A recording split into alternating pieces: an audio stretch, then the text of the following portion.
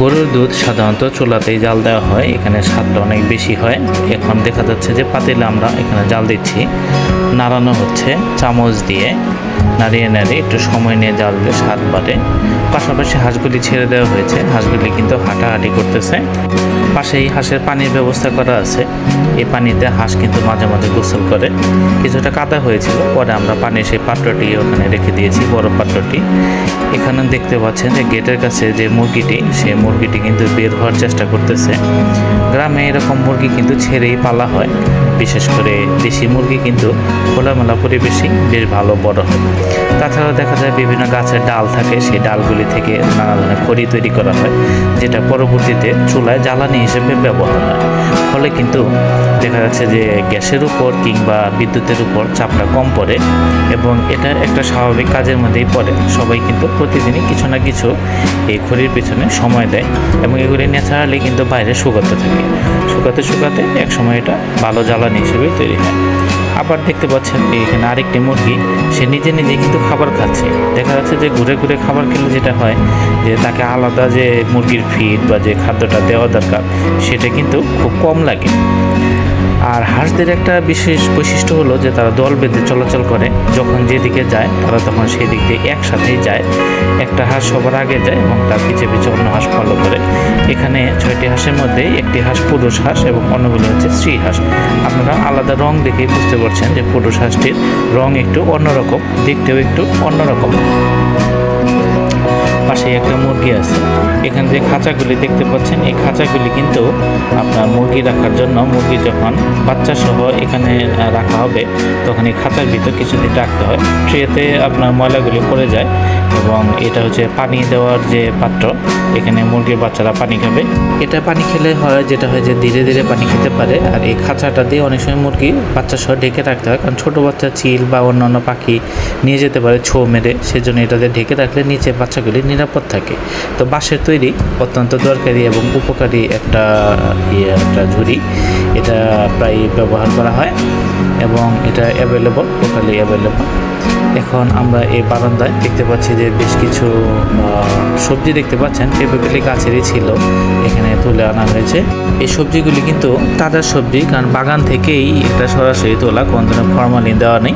কিছু মিষ্টি কুমড়া কেটে রাখা হয়েছে, এটা রান্না করতে হবে, কারণ রান্নার একটা আয়োজন সকাল থেকেই করতে হয় এবং এটা দেখা যায় যে রান্না করতে করতে প্রায় দুপুর হয়ে যায়। প্রসেসিং অনেক সময় লাগে, রান্না করতে তার চেয়ে হয়তো কিছুটা কম সময় লাগে, তবে কাটা ধোয়া এবং এটা প্রসেস করার সময়টা কিন্তু একটু বেশি সময় লাগে। এই জন্যই বলতে হয় যে রান্না করার জন্য যে আয়োজন সেটা আগে থেকে শুরু করতে হয়। এছাড়া লাল শাক আরেকটা আইটেম এখানে আপাতত ভিজিয়ে রাখা হয়েছে যেন ময়লাগুলি সরে যায়। আর কচু যেটা দেখতে পাচ্ছেন, এটা কিন্তু মুরগির খাবার না, ঠিক হাঁসের খাবার হিসেবে ব্যবহৃত হবে। হাঁসের খাবারে কুড়ার সাথে এই কচুগুলি মিশিয়ে দেওয়া হয়, ফলে হাঁস ভালো খায়। এই মুরগিটিকে আপাতত চেষ্টা করতেছি ওই পাশে নিয়ে যাওয়ার জন্য এবং সে কিন্তু ওই পাশে যাচ্ছে, আমিও পিছু পিছু যাচ্ছি, দেখি আসলে কোন পর্যন্ত যায়। সে কিন্তু বাড়ির পিছনে চলে গেল, বাড়ির পিছনে ওই জঙ্গলের দিকে সে এখন কিছু খাওয়া দাওয়া করবে, পোকামাকড় এটা সেটা খাবে। এবং মুরগি ধরা কিন্তু খুব কঠিন, হাঁসের তুলনায় মুরগি অনেক চালাক। বাড়ির পিছনে আমাদের আবার বেশ কিছু বার্জার আছে, আপনাদের এক নজরে দেখিয়ে দিই। এটা আমরা যদি চতুর্দিকে দেখতে থাকি তাহলে কিন্তু দেখতে পাচ্ছেন যে আমরা পুরো একটা প্যানোরামিক ভিউ পাচ্ছি এবং এই ভিউয়ের কারণে আপনারা দেখতে পাচ্ছেন যে মোটামুটি গাছপালা বেশি। আসলে শহরে এত গাছপালা থাকে না, কিন্তু গ্রামে কিন্তু গাছপালা বেশি, যে কারণে এখানকার পরিবেশটাও অনেক ন্যাচারাল এবং অনেক সুন্দর, প্রাকৃতিক এবং মনোরম। আমাদের বাড়িটা মোটামুটি বড়ই এবং এই জন্য প্রচুর গাছপালা করা সম্ভব হয়েছে। আশেপাশে দেখলে আপনারা দেখতেই পাচ্ছেন নানা ধরনের ফল-ফলান্তি, আম, জাম, কাঁঠাল এবং অন্যান্য গাছ, নারকেল গাছ, ছোট ছোট কলা গাছ, সব ধরনের গাছ আমরা সাধারণত চেষ্টা করি এখানে করার জন্য। এবং সিজন শেষে দেখা যাচ্ছে যে আপনার নতুন পাতা হয়, পাতার কালার আলাদা থাকে। এদিকে দুধ প্রায় জাল দেওয়া শেষের দিকে হয়ে গেল। দুধ ঢালার জন্য আমরা এক ধরনের হোল্ডার ইউজ করি। লোহার হোল্ডারটি ইউজ করলে হয় কি পাতিল থেকে ঢালা সহজ হয় এবং এটা খুব সহজেই দুধটা হয়, কোনো ধরনের দুর্ঘটনা হয় না এবং বিষয়টা সহজ হওয়ার কারণে কিন্তু এটার একটা বহুল ব্যবহার তৈরি হয়েছে। এখন আমরা এটা রাইস কুকারের যে একটা সসপ্যানের মতো থাকে সেটার মধ্যে ঢেলে নিলাম, কারণ এটা স্টেবল, এদিক ওদিক কাত হলে দুধ পড়ে যেতে পারে। ফলে এই গরম দুধটা এটাতে রাখা হয়েছে। এটা পরবর্তীতে আমরা ঘরের ভিতর নিয়ে যাব। এটা হচ্ছে তালের রস, তালের সিজন প্রায় শেষের দিকে। এখানে ডিম দেখতে পাচ্ছেন, আমরা যে সবজিগুলি কেটেছিলাম সেটা, পাশে করলাও কিছু কাটা আছে। তো মিষ্টি কুমড়া দিয়ে ডিম এবং করলা এই দুইটা আইটেম আপাতত এখানে প্রসেস করা হয়েছে। এখানে দেখতে পাচ্ছেন কিছু মশলা ডিশের মধ্যে। তালের রসটা আমরা এবার জাল দিব, কারণ জাল ছাড়া তালের রস খাওয়া যায় না। তো ভিতরে জাল হচ্ছে পাতিলে, আগুন আসলে বেশ ভালো জাল হয়। এখন এই লাল শাকটা আমরা ধুয়ে আসলে রান্নার আগে প্রসেসিং করতে হয়। এদিকে হাঁসগুলি কিন্তু তাদের মতোই চলাচল করতেছে, ওদের পিছিয়ে বেশি সময় দিতে হয় না, নির্দিষ্ট সময় খাবার দিলেই হাঁসগুলি থাকতে থাকে এবং নিজেরাই ঘোরাঘুরি করে। এই জন্য এটা পালা আসলে অনেকটাই সহজ, খুব বেশি কঠিন না। লাল শাক আমরা ধুয়ে আমরা আসলে রান্না করব।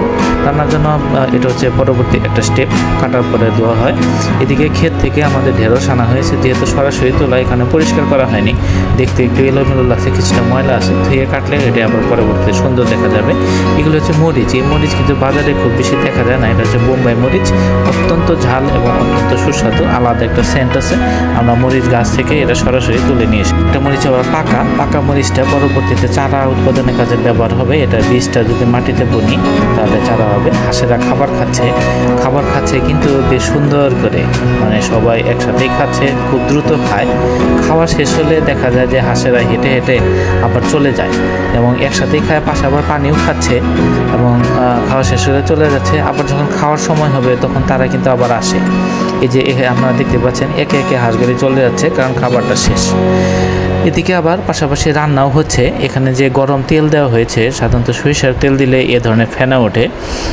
পেঁয়াজ মরিচ এগুলি দিয়ে পরবর্তী আমরা করলা দিচ্ছি, করলা দিয়ে মশলা টশলা দেওয়া হলো।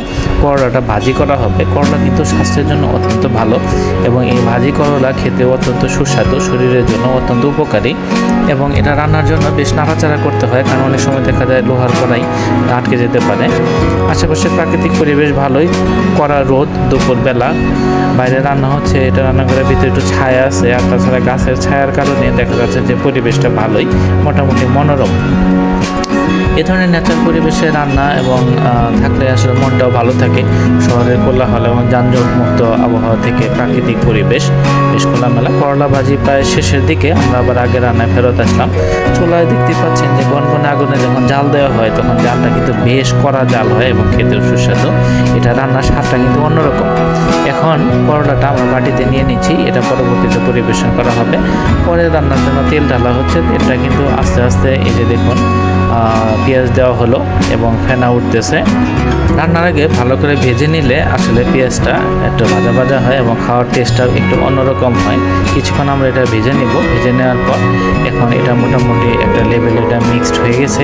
এরপর আমরা পরবর্তী যে সবজিটা দিব এটা আপনার এই ভাজির সাথে মিক্সারে খুব সুন্দর করে হবে এবং দেখা যাচ্ছে দেখতে খুব সুস্বাদু এবং অত্যন্ত চমৎকার একটা কালার এসেছে। মিষ্টি কুমড়া দেখতে অত্যন্ত কমলা লেবুর মতো এবং এই কমলা লেবুর মতো কালারটা খেতে অত্যন্ত সুস্বাদু।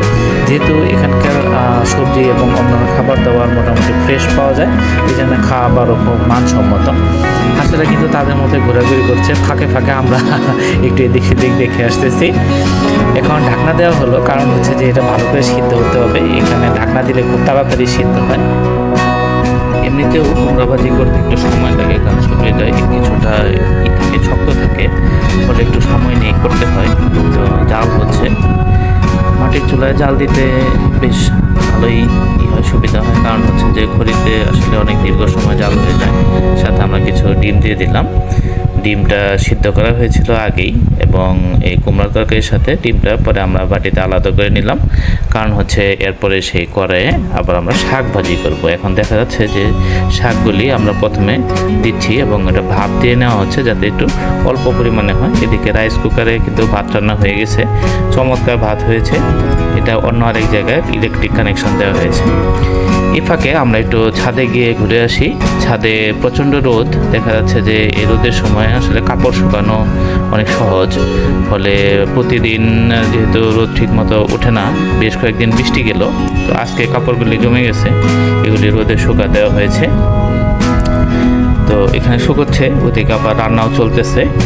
আবার এখানে বেশ চারদিকে খোলামেলা, গাছপালা আপনারা দেখতে পাচ্ছেন। ছাদ থেকে আমরা আশেপাশে যদি দেখি তাহলে মোটামুটি সুন্দর একটা প্রাকৃতিক খোলামেলা গাছপালা প্রচুর আছে। আর আপনাদের যদি কিছু শুকনো খাবার থাকে তাহলে রোদে শুকোতে দিতে পারেন। এখানে দেখতে পাচ্ছেন যে এক ধরনের চিপস, যেগুলি সাধারণত ঘরে ভেজে খাওয়া যায়। এই চিপসগুলি স্বাস্থ্যসম্মত, বাজার থেকে কিনে আনতে হয়, তবে এখানে মশলার পরিমাণ কম থাকে। ছোট বাচ্চারা এই চিপসগুলি পছন্দ করে, বিকেলবেলায় ভেজে দিলে তারা সাধারণত এটা খেতে পছন্দ করে। আমরা ছাদ থেকে নেমে এসেছি, এবার সামনে গিয়ে আবার দেখি রান্নার বাকি অবস্থা কি। মূলত একটি গেট পার হয়ে আমাদের বাইরে যেতে হয় এবং সামনে থেকেই ঘাস শুরু হয়েছে।